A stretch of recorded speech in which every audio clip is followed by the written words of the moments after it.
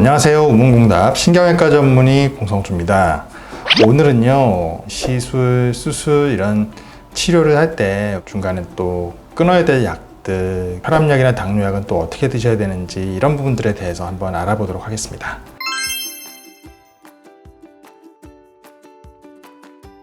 보통 시술 전에 복용하는 고혈압이나 당뇨약들은 이제 끊지 않고 당일날까지 복용하시라고 말씀드리는데요.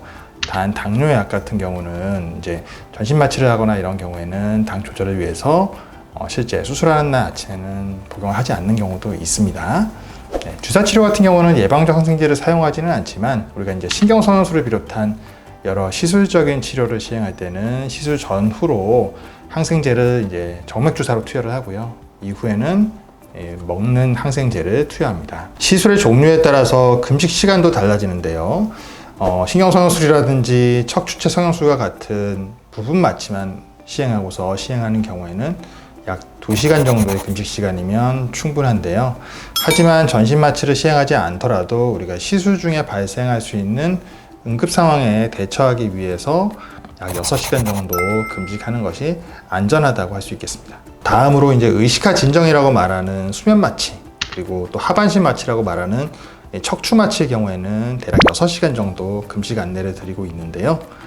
전신 마취 같은 경우에는 8시간 정도의 금식 시간이 필요합니다. 구체적인 약제로 이제 들어가서요. 여러분들 이제 많이 드시는 약들 중에 예전에 혈압약에도 같이 드셨던 경우도 있고요. 이제 그러지 않으면 뇌혈관 질환이 있는 분들, 뇌졸중이 있는 분들이 주로 많이 복용하시는 아스피린이라든지 또 클로피도그렐, 상품명으로 플라벡스 이런 약들이 있는데요.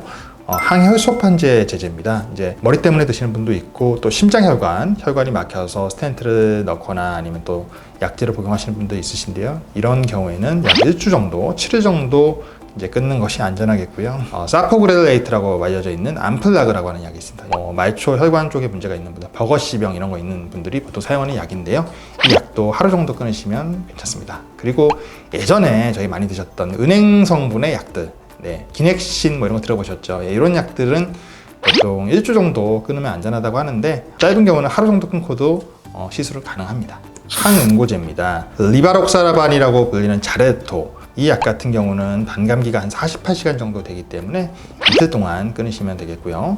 아픽사반, 엘리키스라고 말하는데 이 약의 경우는 30시간 정도의 반감기가 있기 때문에 이 정도 시간 동안 끊으시면 되겠습니다.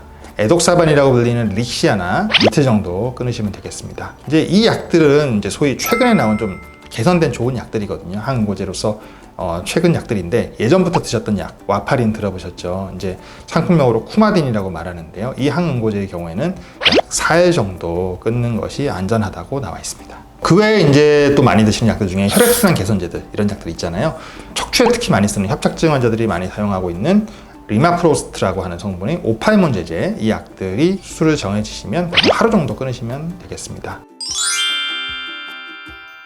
약품 외에 식품으로 한번 넘어가 볼게요. 대개는 저희가 병원에서 시술하거나 수술할 때 이제 복용하시는 약들 확인하고 그 약들 중에 끊어야 될 약들을 선별해서 환자분들께 어느 정도 기간 동안 끊고 오세요라고 안내 드리는데요. 예상 외로 이제 체크가 안 되는 부분들이 바로 식품입니다. 건강식품도 해당이 되는데요.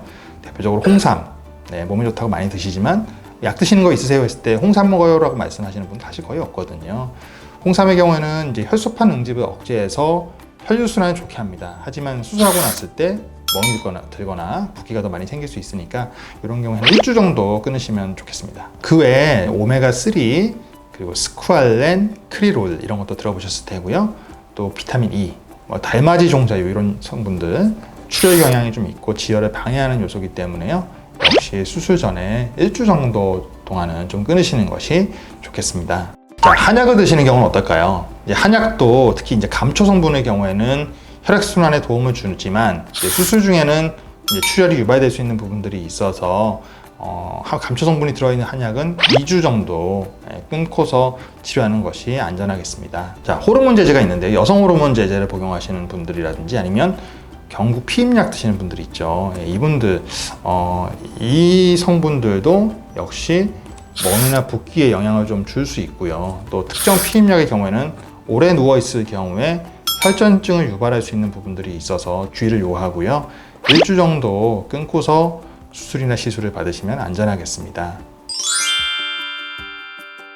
네, 오늘 저희가 이제 시술, 수술 등의 치료를 할 때 드시고 계시던 약들, 식품들 언제부터 끊어야 될지, 그리고 수술 직전에 복용하시던 혈압약과 당뇨약은 어떻게 복용을 하시는 것이 안전할지에 대해서 한번 말씀드려봤습니다. 이제 이런 내용들을 환자분들이 미리 아시고서 병원에 이제 방문을 하시게 되면 수술이나 시술을 이제 상담하시고 결정하셨을 때 약들에 대한 부분들도 바로 확인이 가능하니까요.